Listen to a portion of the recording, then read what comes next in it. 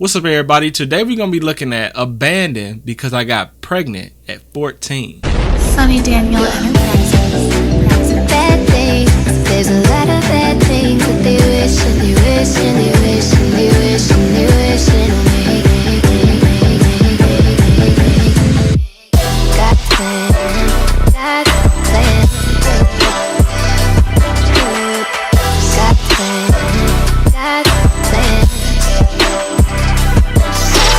Hey, I'm Jasmine, Hi, Jasmine. and I have the strictest parents in the world. Whenever I got less than an A, I was severely punished. Weekends were the worst. They'd make me sit and study for 15 hours straight. My back often hurt from sitting for so long, but my parents wanted me to get top grades so I could go to an Ivy League university someday. When I got my 9th grade report card, I had an A+ in every single subject. My parents were very proud, so I asked them if I could take a break from studying and meet with some of my friends. I thought I had earned a reward, but my dad said, "No, you first have to finish high school and then graduate university." She got to finish high school and graduate university before she could even hang with her friends. That's dirty, man. That's dirty. Afterward, you can have fun. But I was sick of being the obedient daughter and snuck out through my window to watch a movie at my friend Allison's house. It was great to go out for once, especially because Allison's brother, Conan, was there too. Uh-oh. He was really cute, and I ended up talking to him for hours. Before I left to go home, he gave me his number. After that, I couldn't stop thinking about him. We met in secret a couple times each week, and we had so much fun. One day, he even snuck into my room, and that's when it happened. Can you blame him, though? Can you blame him? And unfortunately, our protection broke. I wasn't worried It broke. Girl, you lying. Y'all ain't wear no protection. Stop lying. though, because I went to the pharmacy and bought the morning after pill. I thought I'd be okay. But then 3 months later, I missed my period and took a pregnancy test that came out positive. Dang, man. She took the pill and it still didn't work. Does that happen? I was so scared. I didn't know how my parents would react if they knew their teen daughter was going to be a mom, so I didn't tell them. Instead, I started eating more food to gain weight so they wouldn't notice my belly growing. I'd always been a bit chubby, but now I was getting seriously overweight. My parents called me fat and lazy, and even Conan told me I should lose weight. I mean, the thing is like, why would you do that knowing that you're going to have to tell him eventually anyway? Like, you kind of playing yourself now. Or he'd stop seeing me. It was horrible, but still 10 Dude said, if you don't lose weight, I'm done. I can't deal with this. times better than my dad knowing I was pregnant. I didn't even tell Conan about the baby until my water broke during chemistry class. I took an Uber to the hospital and called him from there. He came immediately, and I apologized for not telling him earlier. Conan was very understanding, so I asked him to call my parents and tell them about the baby. I was so nervous when he said, "Hey, I'm Conan, and I'm your daughter's boyfriend." I mean, that's so much worse doing it like this than it would have been if she would have just told them up front. Because now they have no idea. They sitting there sipping tea, eating ice cream cones, and all of a sudden, yo, I'm your daughter's boyfriend. Your daughter's getting ready to have a baby. Come to the hospital right now. You're having a grandchild. Like, what? They probably like, bruh, what? She's at the hospital and just about to have a baby. She really needs you for your support. I've never been more frightened. It took 2 hours for my parents to come, and when they walked into the delivery room, my dad was carrying 2 suitcases. He screamed at me, "You've brought shame onto our family." What did you expect? Them 2 suitcases, this is all your stuff. Now you can go and move on out this joint. "You are a disgrace." I was sobbing my eyes out, but Dad put his face up close to mine and hissed, "Don't ever come back to our house. We don't ever want to see you again." Dang, man. I mean, that's rough, but I mean, I would never do that to my kid, man. Like, I mean, yeah, she did do something really stupid, but at the same time, she did it probably because you ain't teach her, so it's kind of on you too. But I would never just disown my daughter. That's crazy. I thought Mom would support me, but she just left with my dad. I was devastated, but Conan hugged me and said I shouldn't worry. I could come live with him. We called our daughter Olivia. She was so cute, and we moved into Conan's home. I hoped we'd be a happy family, but it was impossible. His mother seriously resented me and Olivia. She said I destroyed her son's future. I did my best to ignore her, but whenever she screamed at me, Olivia started crying, and it broke my heart. I spent most of the time taking Olivia to the park so I could avoid Conan's mom. It wasn't easy being out for hours with a baby. I felt so alone. Conan continued going to school and claimed he had too much homework to do to help with our baby. I was overwhelmed and very angry at my parents. I mean, at the end of the day, you wasn't doing nothing though. Like, if you're not in school school and you're not working, you can't take care of a kid? I'm just saying. It's the only thing you have to do. Why couldn't they support me? Then I could have at least gone back to school. I also tried to convince Conan to get a job so we could afford diapers, but he was too lazy. And a month after I moved in, how you gonna be too lazy and you just had a kid? You don't want to get a job, so how you gonna provide for this kid, man? Who's providing for the kid? For diapers, but he was too lazy. And a month after I moved in, he sent me an SMS saying, "This is the hardest decision I ever made, but I'm not ready to be a father." It's a little too late for that, bruh. You can't just, oh, you know what? I'm good. Nah, bruh. That's not how it works. You should have gotten an abortion, but you didn't. So the baby's your responsibility. I'm moving in with my uncle in Florida so I can start a new life. I'm sorry. Dang. I wish you and your baby the best of luck. I really thought things couldn't get worse, but his mom blamed me for Conan moving away. When she heard he'd left, she screamed at me for hours, then kicked me out in the middle of the night. It was cold, and I had no money for a hotel. Because I had nowhere else to go, I went back to my parents' house. I rang the bell and my father answered the door. I said, "Dad, I've got nowhere to live and no money.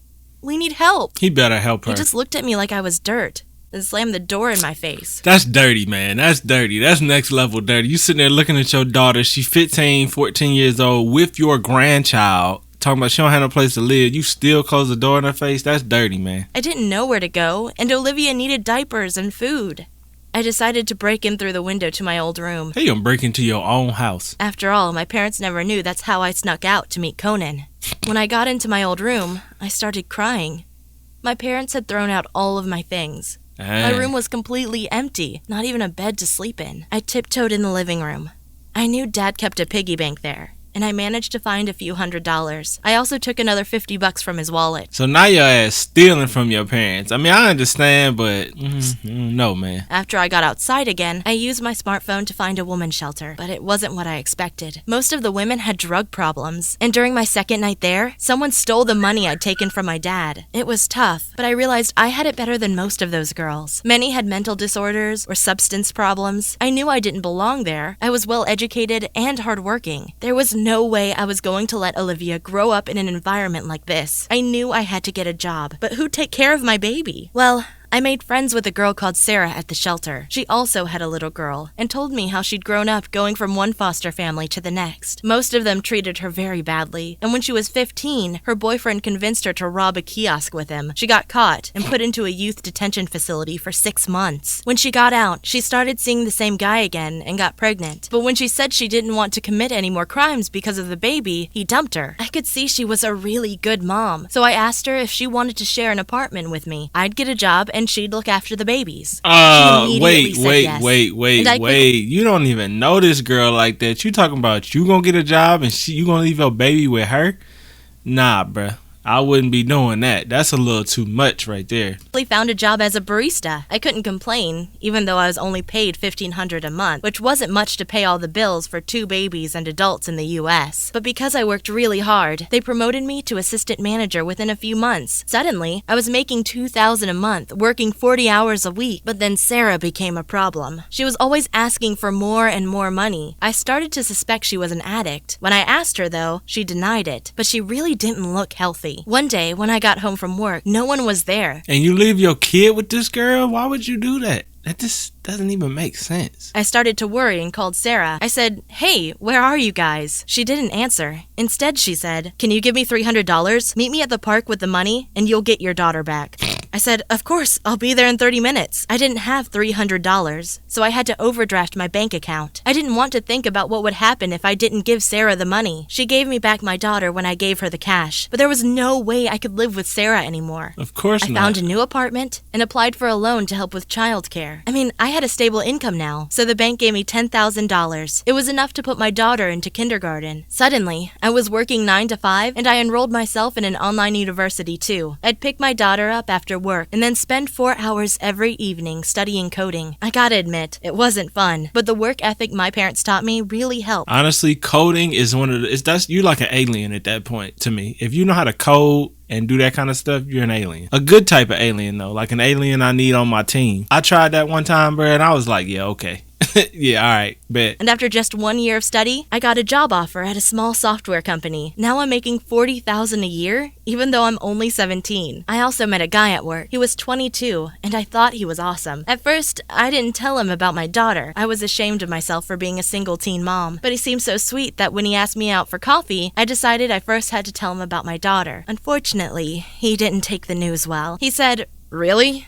That's fine." But I could tell by his tone he didn't like it. Well, I mean, you know, that's got to be tough being a mother. Because, I mean, I wouldn't want to date nobody with no kid neither, to be completely honest. And afterward, he never talked to me again. You have no idea how tough it is to find a guy my age who's ready for a serious relationship. Yeah, I But imagine. that's what my daughter needs. It's lonely sometimes. She need to get her somebody that's about 30-something years old. Even though he be older, he might be way more mature. Olivia will always come first. By the way, my mom recently called me. She said she was sorry for throwing me out, but my dad was still mad. It's a little too late, mama. Like, I mean, come on, man. You done had this girl living in a shelter, living with a crackhead. And didn't want to see me. I told her, "I don't want to see him or you. You kicked me out when I needed you most. You aren't my parents anymore." Mom started crying, but I didn't want any more drama, so I hung up. I feel A it. few days later, she came to my apartment building. I was stunned when I saw her on my doorstep, so I didn't resist when she took me into her arms and apologized over and over. Then Olivia came running out to see who was at the door. When she saw her, Mom said, "You're so cute. What's your name?" So many emotions flooded through me. All I could think about was everything I'd been through just because of my parents. Suddenly I screamed, "My daughter doesn't talk to strangers." I pushed my mom away and smashed the door into her stupid face. I never want to see her again. My Hey. parents have always been heartless. They wanted me to do well in school, so they could brag to their friends about their successful daughter. But they never cared about what was best for me. I will raise my daughter differently, with love